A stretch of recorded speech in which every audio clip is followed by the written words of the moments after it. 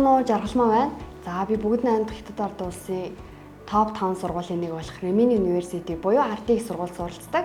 За би та бүхэндээ нийт 6 сурвал хичээлээрээ хятад хэл сурах, хятад хэлний суурьуудыг судлах, хичээсгийн шалгалтын талаар тэтгэлийн мэдээлэл болон их сургуульд өргөдөл илгээх зөвлөгөө мэдээлэл хүргэх болно. Надтай хамт байгаарай. Баярлалаа.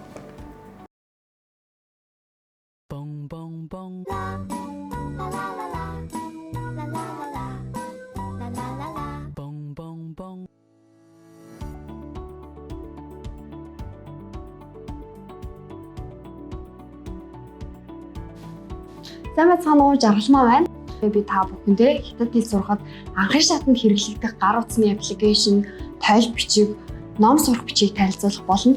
За эхний аппликейшн бол Chinese Skill буюу Panda аппликейшн байгаа. За энэхүү Panda аппликейшн маань хятад хэлний анхны шатны өгүүлбэрүүдээс эхэлнэ.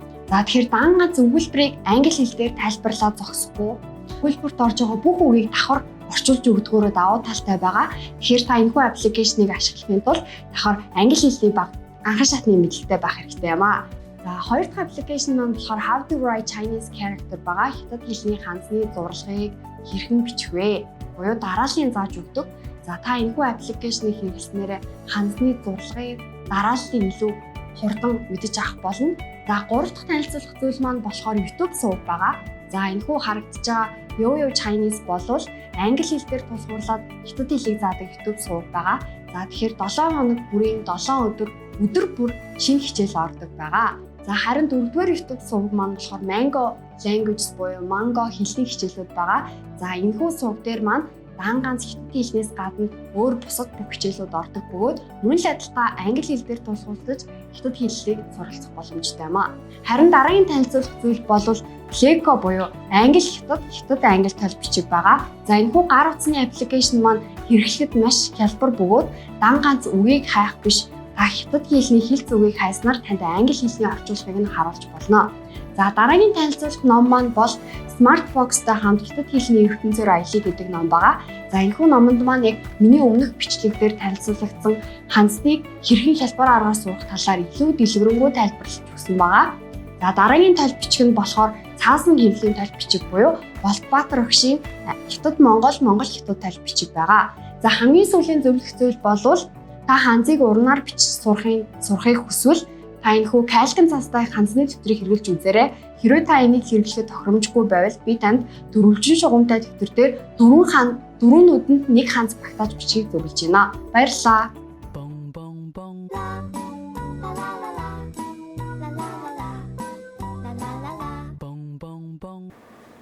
Сайн байцгаана уу, жаргалмаа байна. За би тэгэхээр та бүхэндээ өнөөдөр хоёр дахь бичлэгээ хүрэхэд бэлэн боллоо.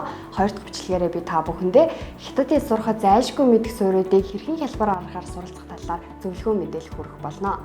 За хятад хэл сурахад зайлшгүй мэдэх шаардлагатай зүйлсийн нэгдүгээр хятад хэлний галиг үсэг байгаа. За хятад хэлний галиг үсэг нь 62 байдаг. Тэгэхээр та хятад хэл сурахын тулд галиг үсгээс эхэлж сурах болно. Харин хоёрдугаар хятад хэлэнд үндсэн 4 хүүг байдаг. За 4 хүүг маань хятад хэлэнд маш чухал үүрэг гүйцэтгэдэг. За зургаас харах юм бол эхний хүүг маань шулуун сум байгааг харж байгаа. Харин хоёрдугаар хүүг маань дээшээ өгсөж байгаа сум, гуравдугаар хүүг маань доошоо уруудаад өгсөж байгаа. Харин дөрөвдүгээр суг маань доошоо урууж байгаа сум байгаа. Тэгэхээр хятад хэлний галигны хөг нь өөрчлөгдснөөр дагаад ханз нь өөрчлөгддөг. Ханз нь өөрчлөгдснөөр дагаад тухайн үгийн утга бүрнээрээ өөрчлөгддөг байгаа. Тийм учраас би та бүхэндээ зөвлөгөө бол энэ дөрөнд хятад хэлний үндсэн 4 хүүгийг сайтар ялгаж хэлж сураарай гэж зөвлөмөр байна. За 3 дугаарт анхаарах ёстой зүйл бол хятад хэлний зурлаг байгаа. За үндсэн 31 зурлаг байгаа.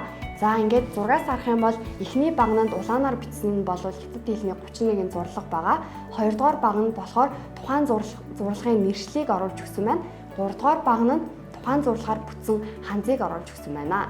За дараагийн нэг зүйл нь бол хятад хэлэнд 201 түлхүүр үсэг байдаг. За түлхүүр үсэг нь ханзыг та илүү хурдан нүдэлж ойлгоход тус болно. За ингээд зураг дээр харагдж байгаа улаанаар бичсэн түлхүүр үсэг маань 3 тусал цэг байгаа. За 3 тусал маань болохоор ерөнхийдөө дандаа устай холбоотой утгыг илэрхийлдэг. 3 тусал түлхүүр үсэг орсон ханц бол ерөнхийдөө устай холбоотой утгуудыг илэрхийлэн жишээ нь гэвэл жүүс, ус, гараа угаах, цөөрөм, давлгаа гэх мэт бүгдээрээ устай холбогдох болно. Тийм учраас ханзыг илүү хурдан сурахын тулд, илүү хялбараар сурахын тулд та түлхүүр үсгийг сайтар сурах хэрэгтэй. За хамгийн сүүлийн зөвлөгөө бол хэрхэн ханзыг хялбар аргаар суралцах вэ гэдэг зөвлөгөө байгаа. За зарим хүмүүсийн сурах арга барилаас үзэх юм бол ханзыг илүү их нүдэлж сурахын тулд маш их бичдэг, эсвэл хараагаараа цээжилдэг. Харин биний танд өгөх зөвлөгөө бол та ханзыг хараагаараа биш, бичиж биш, аль болох өөртөө амраар төсөөлж сураарай гэж зөвлөмөр байна. За тэгэхээр 6-аас харах юм бол эхний ханз маань гал гэдэг ханз байгаа. За гал гэдэг ханзыг 6-аар төсөөлөх юм бол яг дүрлэж байгаа галтай адилхан харагдаж байгаа.